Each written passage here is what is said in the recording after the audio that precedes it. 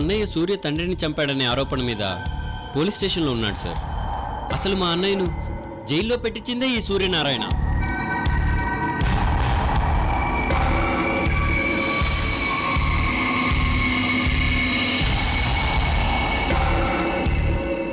అలాంటిది ఏమనుకున్నాడో ఏమో, తాను పెట్టిన కేసును విత్డ్రా చేసుకుని మరి మా అన్నయ్యని బయటికి తీసుకొచ్చాడు సార్.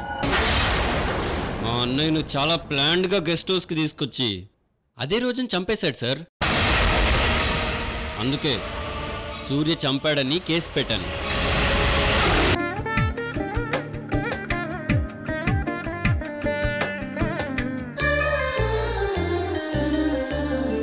ఇంట్లోనే కూర్చొని ఉంటే సరిపోయేది కదా. అది కాదమ్మా. నాన్నగారు ప్లీజ్ కాసేపు సైలెంట్గా ఉండండి. కేసులన్నీ అయిపోగానే ముందు వీణ్ణి చంపేయాలి. అస్తమానం నాన్నగారు నాన్నగారు అంటూ నా ప్రాణం తీసేస్తున్నాడు.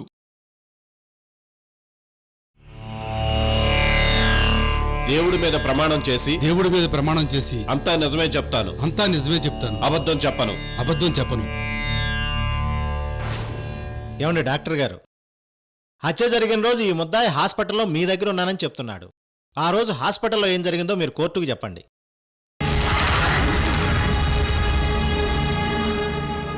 ఈ నెల 10వ తారీఖున 11 గంటలకు సూర్య తన చెల్లెలైన సంధ్యను, ఆమె భర్త అయిన ప్రకాష్ను విషం తాగారని చెప్పి మా హాస్పిటల్ తీసుకొచ్చి జాయిన్ చేశారు.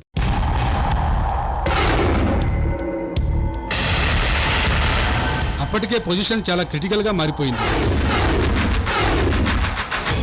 వాళ్ళు తాగిన విషం ఎక్కువ కావడంతో నేను చాలా కష్టపడాల్సి వచ్చింది. వాళ్ళకి ట్రీట్మెంట్ జరుగుతున్న సమయంలో సూర్య నా పక్కనే ఉన్నాడు.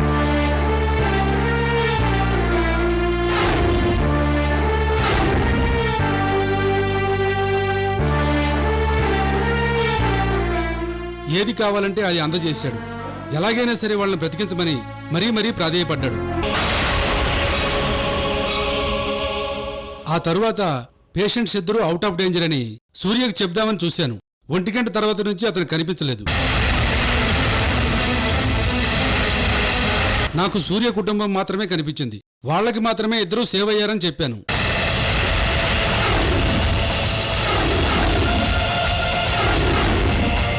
సూర్యకి చెబుదామంటే అప్పటి నుంచి కనిపించలేదు.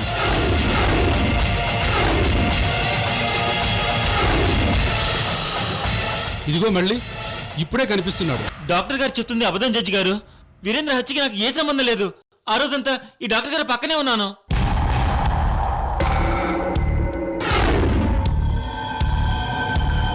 యువర్ ఆనర్, మా వైపు సాక్ష్యం చెప్పడానికి వచ్చిన ఈయన ప్రాసిక్యూషన్ వైపు మళ్ళారు. అంటే ఈయన వెనకాల ఎవరు ఒత్తిడో ఉంది. ఎవరో ఈయన్ని బ్లాక్మెయిల్ చేస్తున్నారు యువర్ ఆనర్.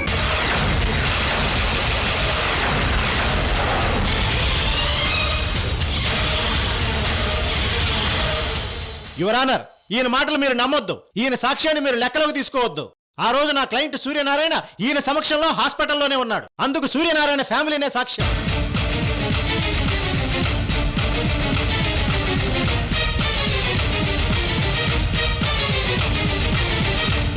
ఇక మీరు వెళ్ళొచ్చు. That's all your honour.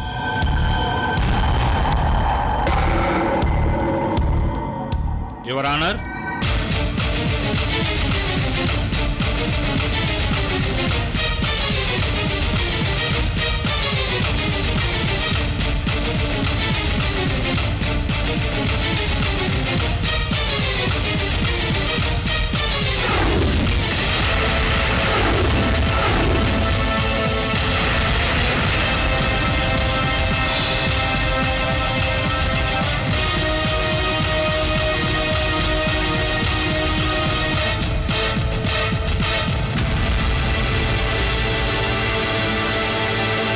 Order order.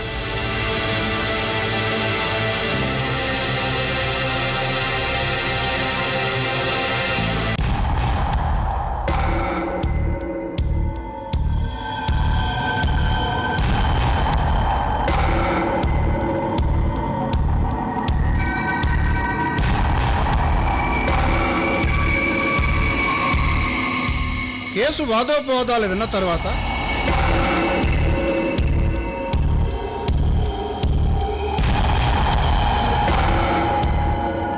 తదుపరి విచారణను ఈ నెల 25వ తేదీకి వాయిదా వేయటమైనది.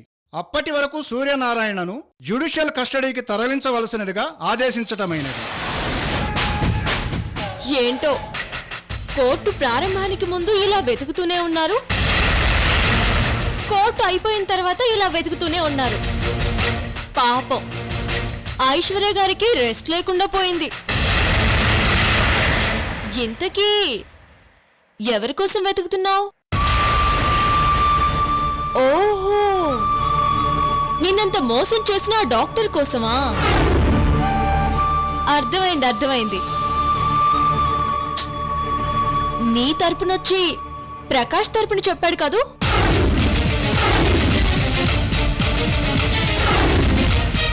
అంతే, కొందరు అలాగే నమ్మక ద్రోహం చేస్తారు. నమ్ముకున్న వాళ్ళని నట్టేట ముంచేస్తారు.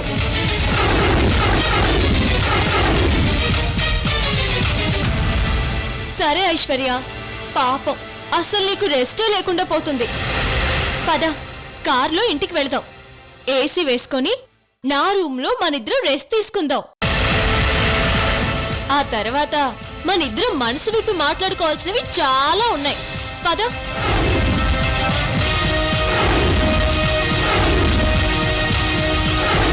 మీకు కావాల్సింది జరిగింది కదా, అదే జరిపించుకున్నారు కూడా. మీరే ఎంజాయ్ చేయండి.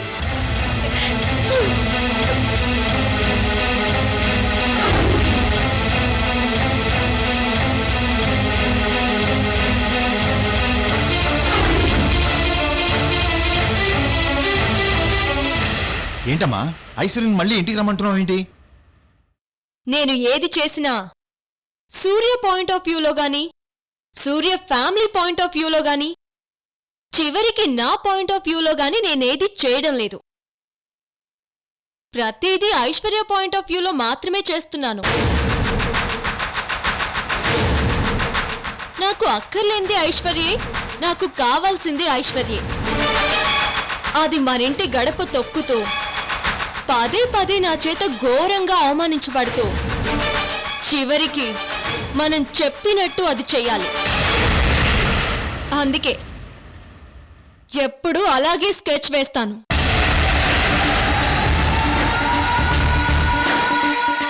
కుక్కని కూర్చోబెట్టే చోట దాన్ని కూర్చోబెడతాను. గోల్డ్ చైర్లో కూర్చోబెట్టి బాదం పాలు కూడా ఇస్తాను. దానికి అర్థం కాకుండా పిచ్చెక్కేటట్టు చేస్తాను. మర్యాదలు అమర్యాదలు చేసి మనింటి గడప ఇంకెప్పుడు తొక్కలనేటట్టు చేస్తాను. కానీ మళ్ళీ ఇంటి గడప తొక్కేటట్టు చేస్తాను. ఈ అలేఖ్య గుండె మంటతో ఆ ఐశ్వర్య అభిషేకం చేసుకునేలా చేస్తాను. పదం డాడీ. చూసావు కదా ప్రకాష్, మీ అన్నయ్యని చెప్పిన పాపానికి డైరెక్ట్ గా జైలుకి వెళ్ళిపోయాడు. ఇక సూర్య కోర్టుకి రావచ్చు, వెళ్ళొచ్చు, కానీ ఇంటికి మాత్రం వెళ్ళలేడు. జైల్లోనే పర్మనెంట్ గా ఖైదీగా ఉండిపోతాడు. అక్క, మా అన్నయ్యను నమ్మించి స్టేషన్ నుంచి తీసుకొచ్చి చంపినందుకు వాడిని కోర్టు మెట్లు ఎక్కనీకుండానే చంపేస్తుండేవాడిని. కేవలం నీ భర్త అనే కారణంతో వాడిని వదిలేశాను.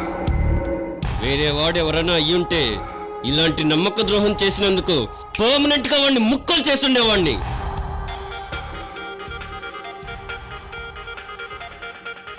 ఒక్క నిమిషం నాన్నగారు. అమ్మా అలేఖ్య, మళ్ళీ వీడు నాన్నగారు అంటున్నాడమ్మా. రేపు మనం చేసింది నమ్మక ద్రోహం అని వాడికి తెలిస్తే మనల్ని కూడా ముక్కలు ముక్కలు చేసేస్తాడేమోనమ్మా. అసలే వీడు ప్రొఫెషనల్ కిల్లర్ తమ్ముడు. డాడీ, వీడికంత సీన్ లేదు. ఎప్పటికీ వీడికి ఏదీ తెలీదు. సూర్యకి శిక్ష పడిపోగానే వీడికి స్టైల్గా ఉన్న జుట్టుని కట్ చేసి మన ఇంటి ముందు కాపలా కుక్కని చేస్తాను. ఈ విధవ మాట్లాడితే నాన్నగారు నాన్నగారు అంటున్నాడు. నేను భరించలేకపోతున్నానమ్మా. అబ్బా, అక్క అంటుంటే నేను భరిస్తున్నాను కదా. కొన్నాళ్ళు ఆగండి డాడీ. ఆ తర్వాత వాడే మిమ్మల్ని ధనుంజయరావు గారు, నన్ను అలేఖ్య గారు అంటాడు. సరే పదండి. అక్క,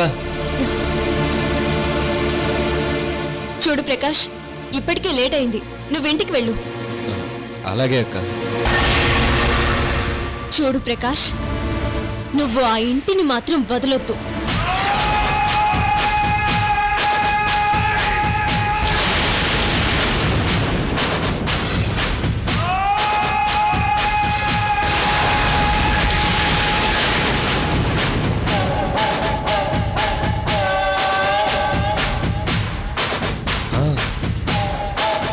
అర్థమైందక్క.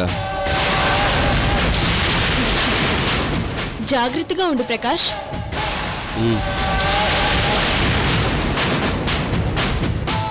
నాకు తెలియకుండా వీళ్ళ సైగలేంటో నాకు అసలు అర్థం కావట్లేదు. నా కూతురు నాకు తెలియకుండా ఎవరి జీవితం ఎప్పుడు ఎలా మలుపు తిప్పుతుందో అసలే తెలియటం లేదు. ప్రకాష్కు తెలియని విషయాలు నాకు చెప్తుంది, నాకు తెలియని విషయాలేమో ప్రకాష్కు చెప్తుంది. కన్న తండ్రినే దీని ఆటలో పావుగా చేసేసిందే. ఏం చేసినా చివరికి నా ఆస్తి నాకు మిగిలిస్తే చాలు. ఉంటాను నాన్నగారు. చూసావమ్మా, మళ్ళీ ఈ విధవ నన్ను నాన్నగారు అంటున్నాడు. వీడికి అమ్మెవరో తెలియదు, నాన్నెవరో తెలియదు, ఎవడికి పుట్టాడో తెలియదు. మాటి మాటికి నాన్నగారు నాన్నగారు అంటూ టార్చర్ పెట్టేస్తున్నాడు. నీ ముఖం చూసి భరిస్తున్నాను. కోర్టు గొడవలు అయిపోయి ఈ విధవ పని పడతాను. డాడీ, సంతోషించవలసిన దానికి సంతోషించండి. ఎందుకు ఆవేశం? అటు చూడండి.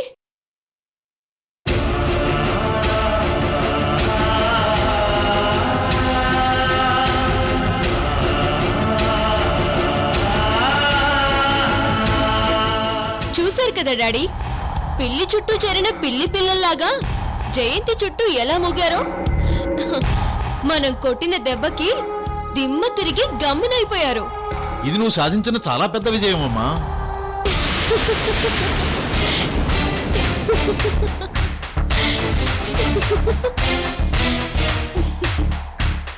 అవును డాడీ, ఇది మనకు చాలా చాలా పెద్ద విజయం. ఇక వాళ్ళకి అన్ని దారులు మూసుకుపోయాయి డాడీ. ఆ సూర్య జైల్లోనే ఉంటాడు, మన ఆస్తి మన దగ్గరే ఉంటుంది. మనం ఒకటి అనుకుంటే దేవుడు ఒకటి చేస్తాడంట. అలాగే వాళ్ళొకటి అనుకుంటే ఈ అలేఖ్య మరొకటి చేస్తుంది.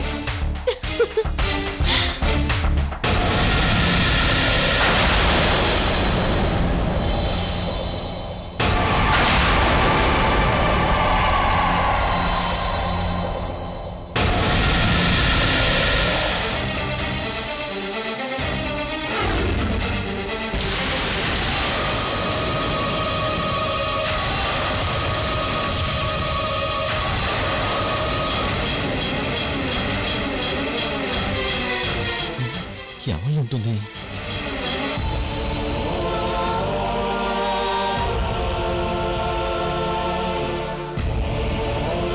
అత్తయ్య గారు, లాయర్ గారిని కలిసి అసలు విషయం ఏంటో తెలుసుకుందాం. అప్పటిదాకా కూర్చోండి, నేను వెళ్ళి మంచిలు తీసుకొస్తాను. తీసుకెళ్ళి శాంత.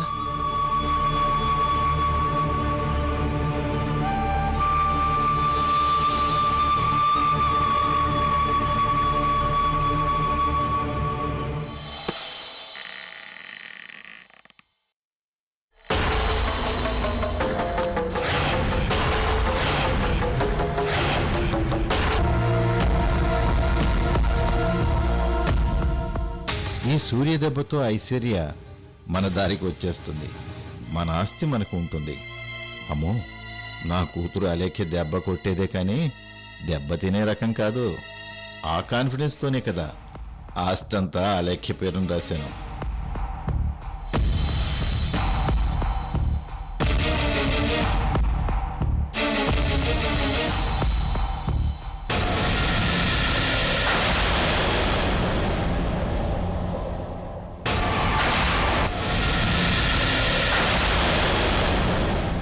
ఏంటి, కొంపదీసి నా కూతురులో రెండో అలేఖ్య కళ్ళు తెరవలేదు కదా? ఇంతకుముందు మొగుణ్ణి విపరీతంగా ప్రేమించేది. అవేమైనా సూర్య జైలుకి వెళ్ళేటప్పుడు కొంప తీసి గుర్తుకొచ్చాయా?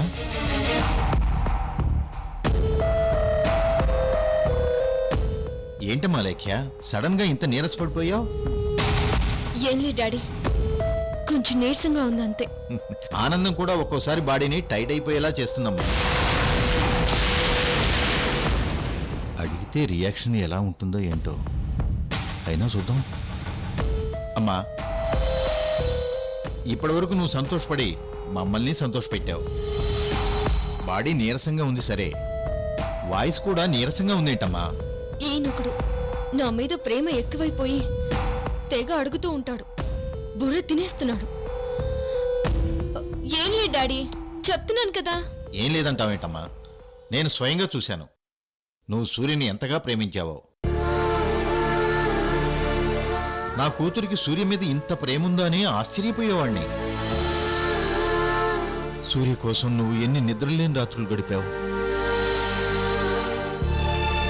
సూర్య తినకుండా నువ్వు తినకూడదని ఎన్నోసార్లు కడుపు మార్చుకున్నావు.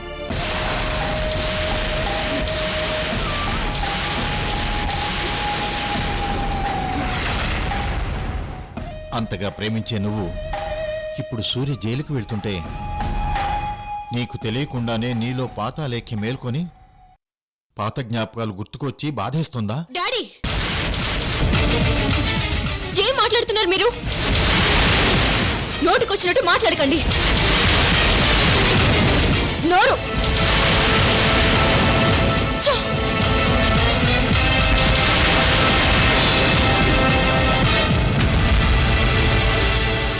ఏంటమ్మా అంత చిరాకు పడుతున్నావు? Sorry daddy, I'm very very sorry. ఏంటో మీరు అలా అనేసరికి కోపంలో అన్నాను. అవునమ్మా, అర్థం చేసుకున్నాను. ఓకే డాడీ, నాకు కొంచెం పనుంది, నేను వేరే చోటికి వెళ్తున్నాను. మన డ్రైవర్కి ఫోన్ చేశాను, మీరు ఆ కార్లో ఇంటికి వెళ్ళిపోండి, నేను నా కార్లో వెళ్తాను. నాకు పనేం లేదమ్మా, నువ్వెక్కడికి రమ్మన్నా వస్తాను పదా. డాడీ, అది నా పర్సనల్ పని, ప్లీజ్ అర్థం చేసుకోండి. నేను వెళ్ళొస్తాను.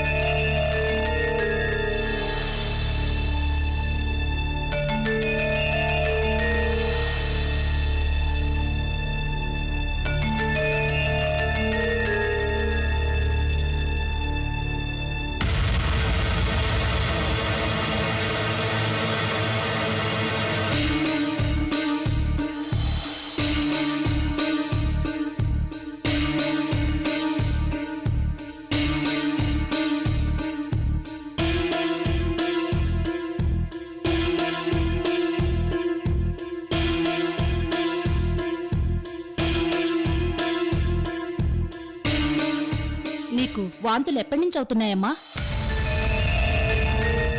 జస్ట్ 1 అవర్ నుంచి డాక్టర్ గారు. మంత్లీ డేట్ రెగ్యులర్ గా అవుతోందా? Last date ఎప్పుడైంది? అదేనమ్మా, లాస్ట్ డేట్ ఎప్పుడైంది? పోనీ డ్యూ డేట్ చెప్పగలవా? అది అది లాస్ట్ డేట్ సరిగ్గా గుర్తు రావట్లేదు డాక్టర్. డ్యూ డేట్ అయిపోయింది అనుకుంటా. నీ విషయం కూడా నీకు గుర్తు లేకపోతే ఎలాగమ్మా? Sister madam,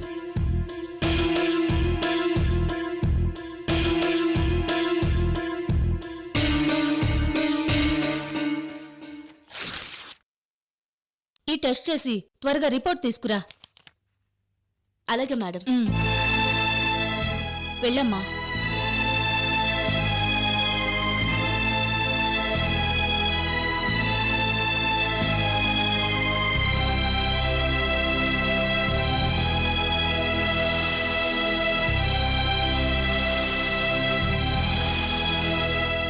madam, report.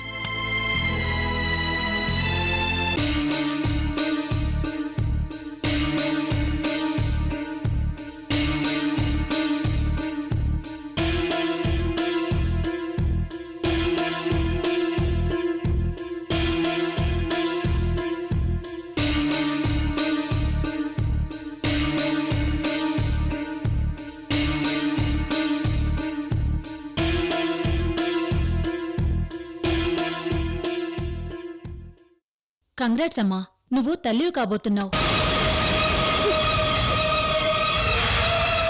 Doctor, ఏంటి మీరనేది?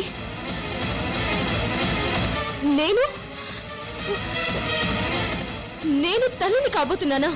అవునమ్మా.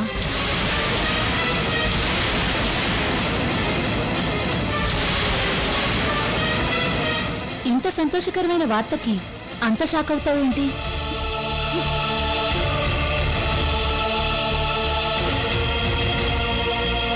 ఓకే ఓకే, నేను అర్థం చేసుకోగలను.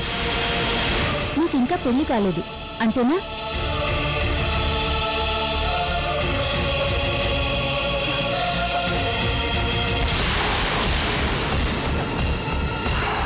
అవును డాక్టర్, అవును. పెళ్లి కాకుండా ఏమిటమ్మా ఇలాంటి పనులు? చూస్తుంటే బాగా చదువుకున్న దానిలో ఉన్నావు. ఇంత టెక్నాలజీ పెరిగాక కూడా జాగ్రత్తలు తీసుకోకుండా తొందరపాటేంటమ్మా? నీ బాయ్ ఫ్రెండ్ని కన్విన్స్ చేసుకుని తొందరగా పెళ్లి చేసుకో. వీలైతే ఆ కుర్రాన్ని నా దగ్గరికి తీసుకురామ్మా, నేను కౌన్సిలింగ్ ఇస్తాను. సంధ్య పెళ్లి చేయడానికి వెళ్ళి సూర్య ఫ్యామిలీకి దగ్గరయ్యే పనిలో సూర్యకి బాగా దగ్గరైపోయి తప్పు చేశాను. ఛా, దాని పెళ్లి పనుల్లో పడి నా నెలల సంగతి కూడా మర్చిపోయి చాలా పెద్ద తప్పు చేశాను. ఎంత పని జరిగిపోయింది. వెళ్ళొస్తాను డాక్టర్.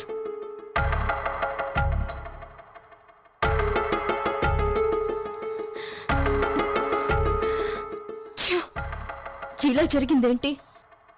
నేనెప్పుడు ఏ విషయంలోనైనా ఎంతో జాగ్రత్తగా ఉంటాను, కానీ ఈ విషయంలో ఇంత నిర్లక్ష్యంగా ఉన్నానేంటి? పెళ్లి కాకుండానే తల్లినయ్యానని ఆ డాక్టర్ ఎదురుగా ఒప్పుకోవాల్సి వచ్చింది. నా తల తీసేసినట్టయింది. ఛా!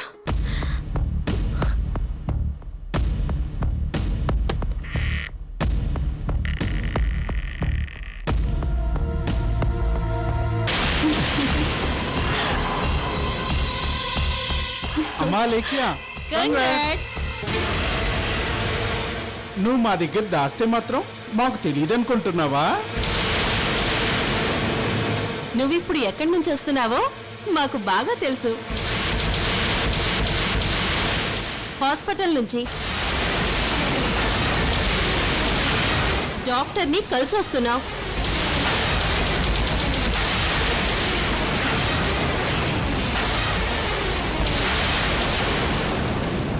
అంత శుభవార్తని ముందు చిన్నగా ఈ స్వీట్ తో స్టార్ట్ చేసి తర్వాత గ్రాండ్ కాకతీయాలో గ్రాండ్ గా పార్టీ చేసుకుందావా లేఖ్యా? మా అన్నయ్య మామూలుడు కాదు. వీడికి తెలిసిపోయింది. నా ప్రెగ్నెన్సీ విషయం ఎవరికీ తెలియకూడదు అనుకున్నాను. వీళ్ళకెలా తెలిసిపోయిందో తెలిసిపోయింది. వీళ్ళు నన్ను ఆ హాస్పిటల్లో ఆ టైంలో చూసి వచ్చారో ఏంటో, లేకపోతే ఆ డాక్టర్ చెప్పిందో. అయినా ఆ డాక్టర్కి చెప్పాను కదా ఎవరికి చెప్పొద్దని. ఇలా జరిగిందేంటి?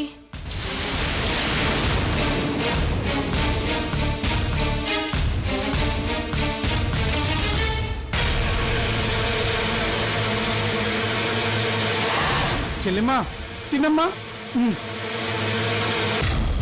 కొంచెం చాలన్నయ్య. కొంచెం అంటే సరిపోదు, తినాలి. అసలే ఇప్పుడు నువ్వు మామూలు మనిషి కూడా కాదు.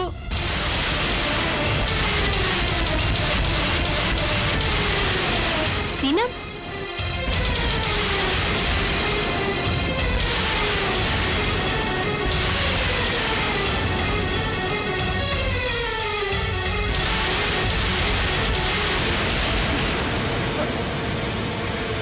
నేను హాస్పిటల్కి వెళ్ళానని మీకెలా తెలుసు? కొన్ని రహస్యాలు దాచినా దాగో మరదలు గారు.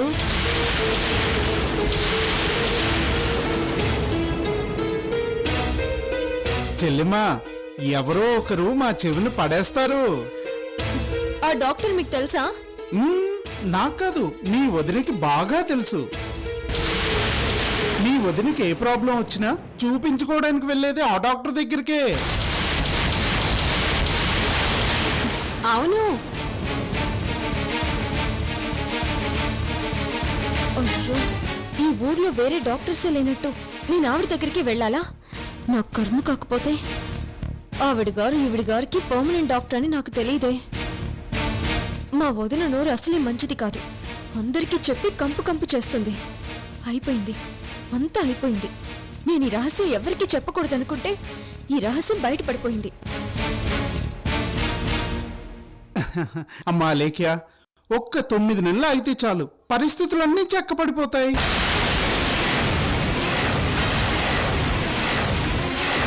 అవును, ఈ ఇంట్లో ఆనందం శాశ్వతంగా ఉండాలంటే ఒక 9 నెలలు చాలా లేక్యా. Stop it! Stop it! Stop it!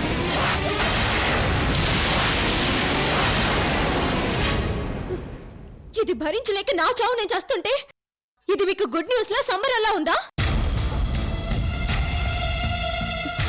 అసలు మీరు నాకు పాజిటివ్ గా నిలబడుతున్నారా, నెగటివ్ గా నిలబడుతున్నారా? అసలు అయినా ఆ డాక్టర్ చెప్తే మీరు నమ్మేయడమేనా?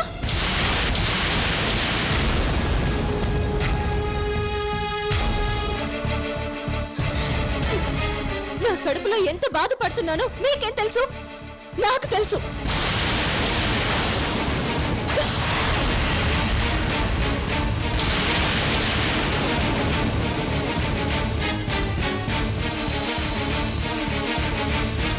ఏమండి, మీ చెల్లెలికి భర్త మీద ప్రేమ పోలేదండి. పాపం ఏదో చేస్తే చేసింది కానీ చూడండి ఎంత బాధపడిపోతుందో. అస్సలు భరించలేకపోతుంది. అవునరమ్మా, నువ్వు చెప్పిందే కరెక్ట్. ప్రేమ పోలేదు, ఆ కళ్ళల్లో నీళ్లే చెప్తున్నాయి కదా.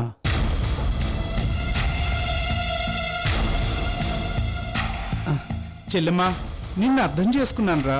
నీకింకా సూర్య మీద ప్రేమ చావలేదని.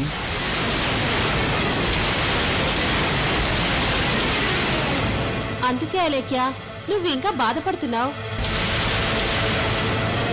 మేమే అనవసరంగా తొందరపడి మీ ఆయన జైలుకి వెళ్ళిన శుభ సందర్భంలో స్వీట్లతో హడావిడి చేశాం.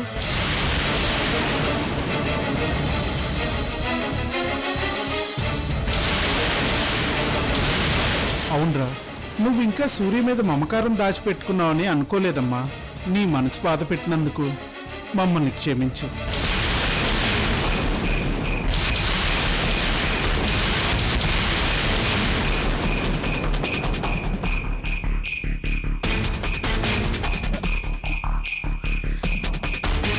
మరి స్వీట్స్ పంచుతుంది సూర్య జైలుకి వెళ్ళాడన్న శుభ సందర్భంలోనా? అవునమ్మా, మరి ఇంకే విషయం అనుకున్నావు? అవునవును, ఆ విషయమనే అనుకున్నాను. మరి వదిన డాక్టర్ అని హాస్పిటల్ అని అంది. డాక్టర్ సాక్ష్యం చెప్పడం వల్లే కదా సూర్య జైలుకి వెళ్ళాడు.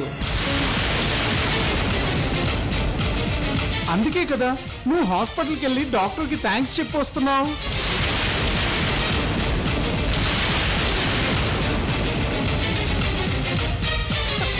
మరి 9 నెలలు అన్నారు కదా? అవును, ఇలాంటి కేసులు కొలిక్కి రావడానికి ఎంత లేదన్నా 9 నెలలు పడుతుంది కదా, అందుకే అలా అన్నాం. అలాగా? మరి మామూలు మనిషివి కాదన్నారు? అవునమ్మా, నీ కూరగాయలు కొంటవే రాదు, అలాంటిది ఏకంగా లాయర్ని డాక్టర్ని కొన్ని స్థాయికి ఎదిగావంటే నువ్వు మామూలు మనిషి ఎలా అవుతావు? అది అన్నమాట. ఏమండి, చూశారుగా, మంచిదని నమ్మి ఆ లెక్కని కోడలుగా చేసుకుని ఎంత మోసపోయామో. మన అవసరం కోసం ఆ ధనంజయరావు దగ్గర 10 లక్షలు తీసుకున్న పాపానికి ఆ లెక్కని కోడలుగా చేసుకోవాల్సి వచ్చింది. ఆ డబ్బు కోసం పాపం సూర్య వాళ్ళ చెప్పు చేతుల్లో నడవాల్సి వచ్చింది. సూర్య జీవితంలోకి అలెక్కి వచ్చింది. వాడికి మనశ్శాంతి లేకుండా చేస్తూ తను మనశ్శాంతిని పోగొట్టుకుంటోంది. చివరికి కట్టుకున్న భర్తనే జైలు పాలు చేసి గర్వంతో పొంగిపోతుంది.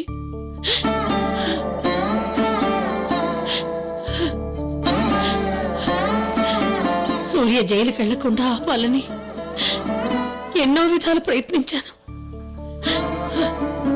ఏ తప్పు చేయని సూర్యని కడిగిన ముచ్చెల్లా మీ ముందు నిలబెట్టాలనుకున్నాను. నా ప్రయత్నాలన్నీ వృధా అయిపోయాయి. సూర్యని ఇంటికి తీసుకురాలేకపోయాను. నన్ను క్షమించండి.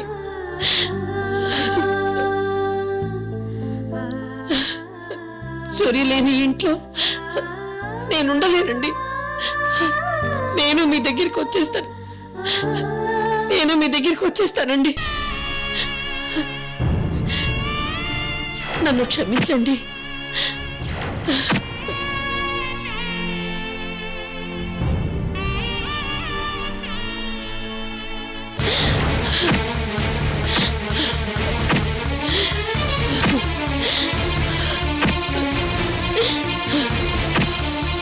అమ్మా అమ్మా అమ్మా అమ్మా అమ్మా అమ్మా ఏంటమ్మా ఇది? నువ్వేలా అయిపోతే ఎలా? సూర్య లేకపోయినా నువ్వు ఉన్నావు కాబట్టి మేం ధైర్యంగా ఉన్నావు.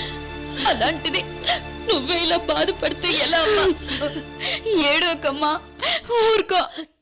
ఎన్ని కలలు కన్నానమ్మా. నా బిడ్డ ఇంటికి తిరిగి వస్తాడని ఎంతో నమ్మకంగా ఉన్నానమ్మా. కానీ ఆ లెక్కి చూసావా ఎంత పనిచేసిందో?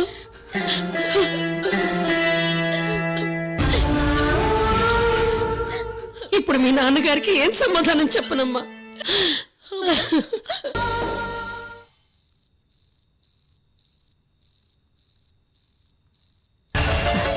నీ కడుపులో బిడ్డ ఎవరో తెలుసా అమ్మా? మీ మావయ్య గారే పుట్టబోతున్నారమ్మా. చిన్న రాఘవయ్య గారే నీ కడుపులో పెరుగుతున్నారమ్మా.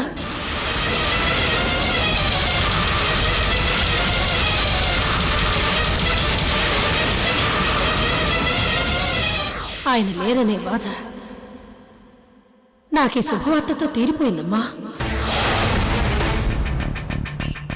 ఆయన నీ కడుపులో ఉన్నారమ్మా.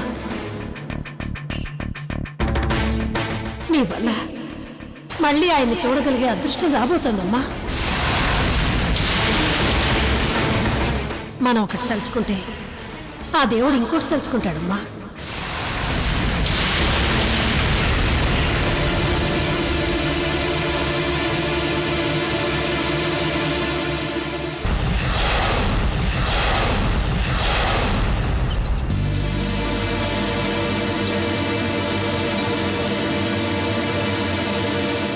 మనం ఒకటి తలుచుకుంటే దేవుడు ఒకటి చేస్తాడంట.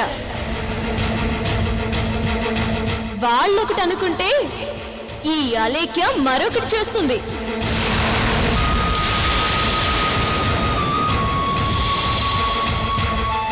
ముందు ముందు కూడా ఇలాగే ఇంతకంటే మంచి గిఫ్ట్లు ఇస్తావని, ఇవ్వాలని కోరుకుంటున్నాను.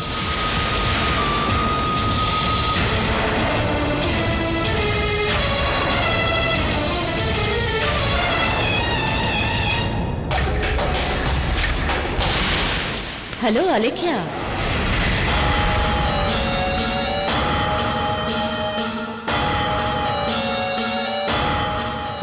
సూర్యకి చాలా అద్భుతమైన గిఫ్ట్ ఇవ్వబోతున్నావు.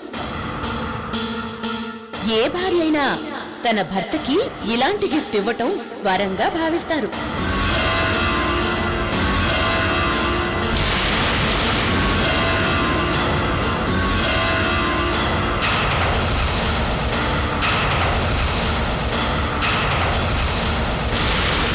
అమ్మా అలేఖ్య,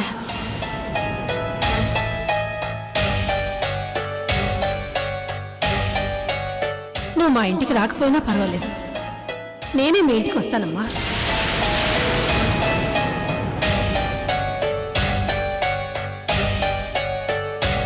అవసరమైతే నీకు పని మనిషిని కూడా అవుతాను. నా మనవణ్ణి మోస్తున్న నిన్ను కాలు కూడా కింద పెట్టలేనమ్మా. నీకు నలుగు పెట్టి స్నానం చేయిస్తానమ్మా. నీకు ఇష్టమైన వంటకాలు ఉండి నేనే నీకు దగ్గరుండి తినిపిస్తాను. బంగారం లాంటి మనవణ్ణి ఇవ్వబోతున్న నిన్ను బంగారు బొమ్మలా చూసుకుంటానమ్మా.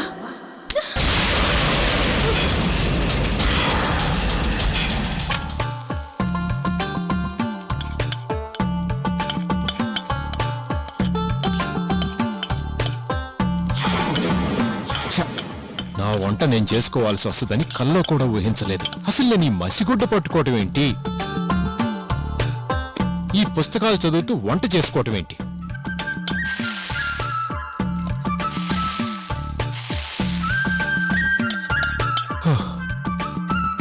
హోటల్ నుంచి తెప్పించుకుందామన్నా, హోటల్కి వెళ్ళి భోంచేద్దామన్నా డబ్బులు టైటు. ఇలా చేయటమేమో నాకు అస్సలు రాదు. ఏం చేయాలి?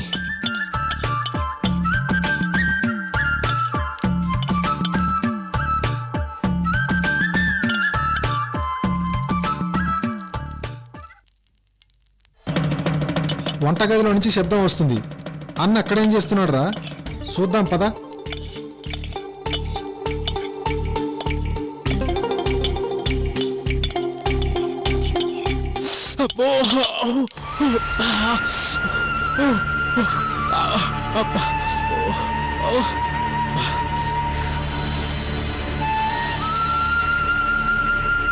అన్నా,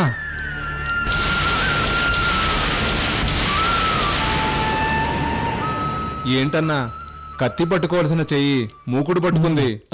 అదే, ఈ మధ్య హోటల్ భోజనం అస్సలు పట్టడం లేదురా. గ్యాస్ట్రిక్ ట్రబుల్ వచ్చింది. అందుకే నా వంట నేనే వండుకుంటున్నాను. బాసు దగ్గర పైసా నయ్యే, బిల్డప్కు మాత్రం తక్కువ లేదు.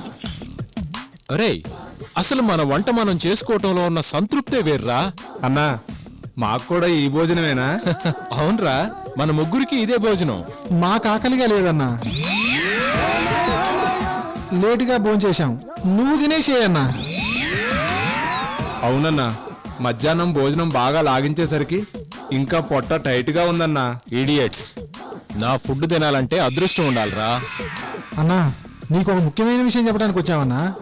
ఓహరి వెధవల్లారా, మీరు ముఖ్యమైన విషయం అన్నారంటే అందులో అసలు ఏం ఉండదని అర్థం. నిజమన్నా, అవతల ఐశ్వర్య మ్యాటరు.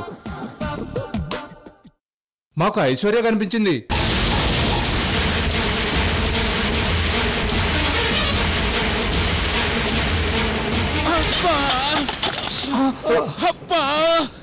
చచ్చండ్రా బాబోయ్, అబ్బా చంపేశారా దరిద్రులారా.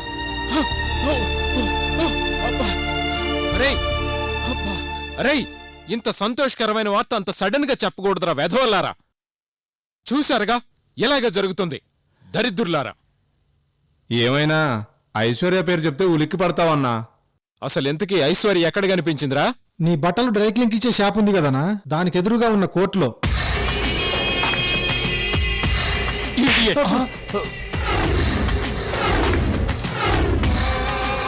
కోర్టు అంటే కిళ్ళి కొట్టు అనుకుంటున్నావంట్రా? అడ్రస్ చెప్పేది అలాగేనా?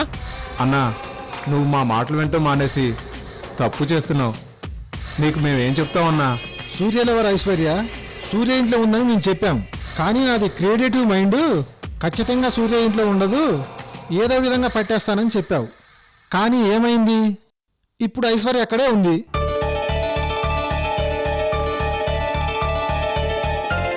కోర్టుకు వెళ్దామా అన్నా అంటే అక్కడికి రాదు, నేను పట్టేస్తానని దానికి భయం అన్నావు. కానీ ఇప్పుడు ఏమైంది? కోర్టులోనే కనిపించింది. అసలు ఆ సూర్యకి ఒక లాయర్ని అపాయింట్ చేసింది ఎవరో తెలుసా? ఆ సూర్య ప్రియురాలే. సూర్యకి డాక్టర్ సాక్ష్యం పెట్టింది కూడా ఆ సూర్య ప్రియురాలే. సూర్య ప్రియురాలని అన్నిసార్లు చెప్పాల్సిన అవసరం లేదురా. నా పెళ్ళాం అనొచ్చు కదరా ఈడియట్. అదే అన్నా, నీ పెళ్ళాం నిన్నొక వెధవం చేసి, నిన్నొక సవటం చేసి, నిన్నొక గాజులు వేసుకునేవాడి కింద జమ కట్టి, నువ్వు ఎందుకు పనికిరాని దద్దమ్మ అనుకుని నిన్ను దద్దమ్మ అనుకుంటుందన్నా. వెధవల్లారా, అదనుకుంటుందా మీరనుకుంటున్నారా? అది కాదన్నా, అసలు విషయం చెప్తున్నాను. ఇప్పుడు మొత్తం ఆ సూర్య ఫ్యామిలీని ముందుండి ఐశ్వర్య నడిపిస్తుందన్నా. ఇంతకీ ఆ సూర్యగాడికి బెయిల్ దొరికిందో లేదో అది చెప్పి అడవండి. ఆ డాక్టర్ భలే దెబ్బ కొట్టాడన్నా. ఏంటది? ఆ సూర్య తరపున సాక్ష్యం చెప్పడానికి వచ్చి ఆ ప్రకాష్ తరపున సాక్ష్యం చెప్పి బెయిల్ రాకుండా చేశాడంటన్నా.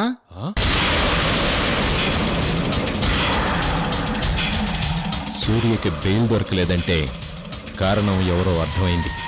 అంటే ఇప్పుడు మన టైం వచ్చిందన్నమాట.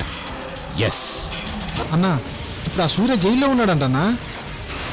ఏంటన్నా ఇంత మంచి విషయం చెప్తే కొడతావు? ఇడియట్, ఈ విషయం నేను వంట చేసుకోక ముందు చెప్పుండాల్సిందిరా. అనవసరంగా కాళ్ళు చేతులు కాల్చుకుని వంట చేశాను కదరా. వంట చేయటం మానేసి ఉండేవాణ్ణి. ఏమన్నా సూర్య ఇంటికి భోజనానికి వెళ్దామా?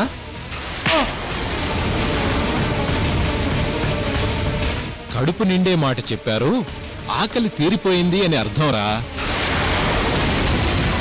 అరే, ఇంత సంతోషకరమైన వార్త చెప్పారు కాబట్టి మీ ఇద్దరికి రేపు నైటు నేను మంచి డిన్నర్ ఇస్తానురా.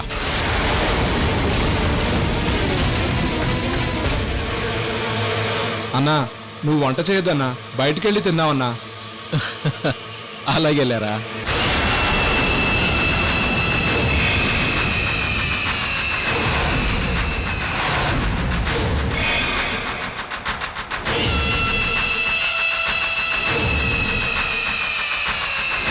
ఏంటన్నా ఆలోచిస్తున్నావు?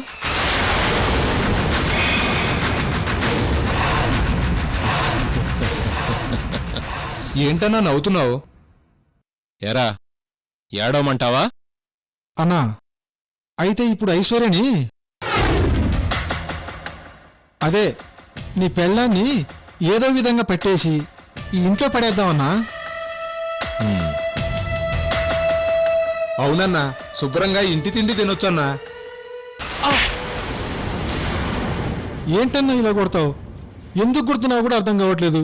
పిచ్చి వెధవల్లారా, ఇప్పుడు మనం ఆలోచించాల్సింది ఐశ్వర్య గురించి కాదురా. అవునన్నా, అప్పుడు కత్తిసిరింది, ఇప్పుడు ఏ బాంబో ఇసురుద్ది, మన దూల తీరిపోద్ది. చెప్పేది పూర్తిగా వినిచావండ్రా. చెప్పన్నా. ఒరేయ్, ఇప్పుడు మనం మన రూటు మార్చుకోవాలి. తామరాకు మీద నీటి బొట్టులాగా అంటీ ముట్టనట్టుండాలి. అన్నా, ముగ్గురు కాషాయం కట్టేద్దామా అన్నా? మనకంత కర్మ పట్టలేదురా. ఏది ఏమైనా మనకి మంచి రోజులు ప్రారంభమైనాయి. అన్నా, ఐశ్వర్య జోలికి వెళ్లకుండా మనకు మంచి రోజులు ఎలా ప్రారంభమవుతాయన్నా?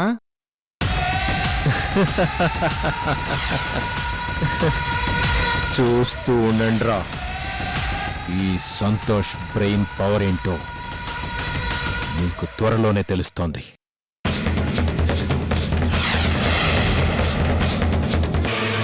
Good morning doctor.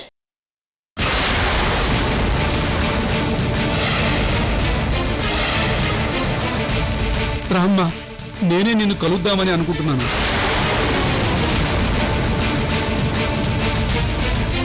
ఏ, నేను ఎలా అమ్ముడు పోయానో చూసావా అని చెప్పడానికా, లేక మిమ్మల్ని ఎలా మోసం చేశానో చూసారా అని చెప్పడానికా? అమ్మా, నేను మోసం చేయలేదు, ఎవరో నన్నే మోసం చేశారు. నేను సాక్ష్యం చెప్పడానికి కోర్టుకు వస్తుండగా దారిలో నాకు ఫోన్ వచ్చింది, నీ మనవరాల్ని కిడ్నాప్ చేశామని. కోర్టులో సూర్యకి వ్యతిరేకంగా సాక్ష్యం చెప్పాలని, లేకపోతే నా మనవరాలను చంపేస్తామని బెదిరించారు. ఇది నిజమా కాదా అని స్కూల్కి ఫోన్ చేశాను. నా మనవరాలు అక్కడ లేదని తెలిసింది.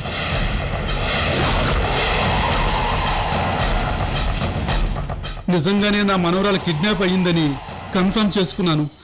ఆ తర్వాత తప్పనిసరి పరిస్థితిలో ఆ ఫోన్లో ఏం చెప్పారో అలా నడుచుకోవాల్సి వచ్చింది. కోర్టులో సూర్యకి వ్యతిరేకంగా సాక్ష్యం చెప్పవలసి వచ్చింది. నా మనవరాళ్ళు ఏం చేస్తారనే భయంతో అలా చెప్పాను, కానీ మిమ్మల్ని మోసం చేయాలని కాదమ్మా.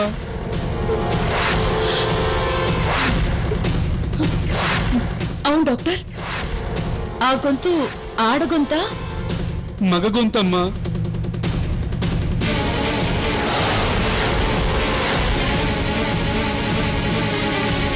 నా జీవితానికి మిగిలింది ఒక్కగానొక్క మనవరాలమ్మా. నా భార్య, కొడుకు, కోడలు అందరూ యాక్సిడెంట్లో చనిపోయారు. దేవుడు దీన్ని మాత్రమే నాకు మిగిల్చాడు. నేను మాత్రం దీని మీదే పంచప్రాణాలు పెట్టుకుని బ్రతుకుతున్నానమ్మా. నన్ను నవ్వులు పాలు చేశాడు. అలాంటి వంచకుడు రేపు నా కడుపులోని బిడ్డ వంకతో నన్ను జీవితాంతం వంచిస్తాడు. వాడు మీ భర్తలాగా గొప్ప ప్రేమికుడు కాదు. వాడు మీ భర్తలాగా అర్థం చేసుకునే మంచి మనిషి కాదు. అది కాదమ్మా. Please doctor,